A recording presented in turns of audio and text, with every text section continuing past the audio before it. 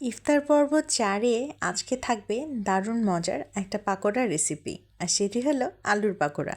দেখাবো মাত্র 2টি আলু দিয়ে কি করে এই মজাদার পাকোড়াটা তৈরি করতে পারলাম। খুব মজাদার আর খুব সুস্বাদু ক্রাঞ্চি এই পাকোড়া তৈরি করতে কিন্তু খুবই অল্প পরিমাণ উপকরণের প্রয়োজন হয়। এটি দেখতে যত সুন্দর, খেতে কিন্তু তার চেয়েও বেশি মজা। তবে চলুন আজকের রেসিপিটি শুরু করা যাক।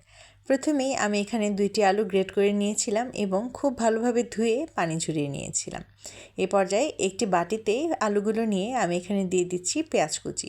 প্রায় হাফ কাপের মতন পেঁয়াজ কুচি ব্যবহার করছি এবং 2টি কাঁচামরিচ কুচি করে নিয়ে ব্যবহার করছি। এবারে এই 3টি উপকরণকে কিন্তু প্রথমে একটু খুব ভালোভাবে মিশিয়ে নিতে হবে। এ পর্যায়ে দিয়ে দিলাম 1/3 চামচ পরিমাণ হলুদের গুঁড়া, 1/3 চামচ পরিমাণ জিরার গুঁড়া, 1/3 চামচ পরিমাণ মরিচের গুঁড়া এবং হাফ চামচ পরিমাণ চাট মশলা। দিয়ে দিলাম 1 চামচের মতন লবণ এবং 2 টেবিল চামচ পরিমাণ কর্নফ্লাওয়ার। এবারে সব কিছু খুব সুন্দরভাবে একটু মিশিয়ে নিয়ে এ পর্যায়ে দিয়ে দিতে হবে ময়দা।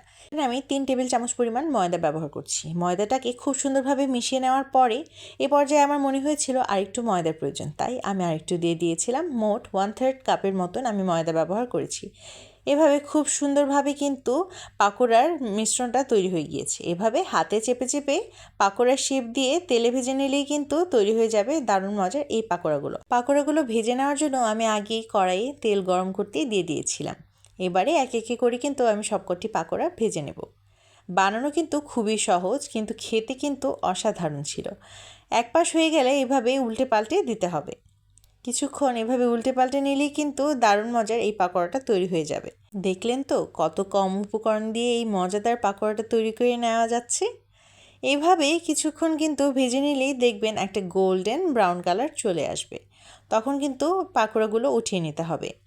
এখনও আরেকটু বাকি গোল্ডেন ব্রাউন কালারটা হওয়ার জন্য, তবে অতিরিক্ত কিন্তু ভেজে নেওয়া যাবে না, তাহলে অনেক সময় পুড়ে যেতে পারে।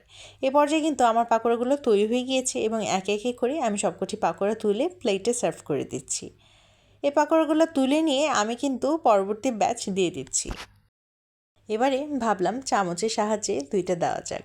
এভাবে একে একে করে ভেজে নিয়ে আমি আমার সবকটি পাকোড়া তৈরি করে নিলাম। এই যে দেখতেই পাচ্ছেন কত সুন্দর এবং মুচমুচে হয়েছে আমার পাকোড়াগুলো। এর সাথে খাওয়ার জন্য আমি একটা সসও সার্ভ করে নিলাম। আমি এখানে টমেটো সসটাই ব্যবহার করেছি এবং ডেকোরেশনের জন্য কয়েকটি কাঁচামরিচের টুকরা ব্যবহার করেছি। এরকম গোল্ডেন ব্রাউন পাকোড়া যদি প্লেটে থাকে তবে কি আর কিছু চাই? মজাদার এবং ক্রাঞ্চি এই পাকোড়াগুলো একবার খেলে বারবার খেতে যাবেন। আজকের রেসিপিটি ভালো লাগলে কিন্তু কমেন্ট বক্সে জানাতে একেবারেই ভুলবেন না। চাইলে